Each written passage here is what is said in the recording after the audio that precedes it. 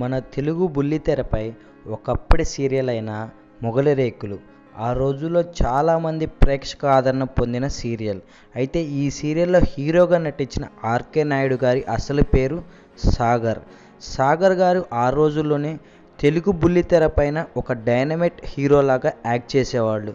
ఆ సీరియల్ పూర్తయిన తర్వాత సాగర్ గారు తెలుగు ఇండస్ట్రీలోకి ఎంట్రీ ఇచ్చి సిద్ధార్థ అనే మూవీ కూడా చేశారు. అయితే ఈ సిద్ధార్థ అనే మూవీ తెలుగు ప్రేక్షకులను అంతగా ఆకట్టుకోలేకపోయింది.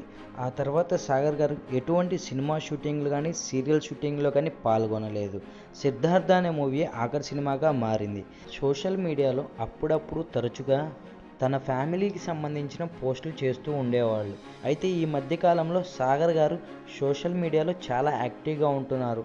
వారికి సంబంధించిన ఫ్యామిలీ ఫొటోస్ను ఇన్స్టాగ్రామ్ ద్వారా షేర్ చేసుకుంటున్నారు. అయితే ఇలా షేర్ చేసిన ఫొటోస్ను ఇప్పుడు మనం చూసేద్దాం.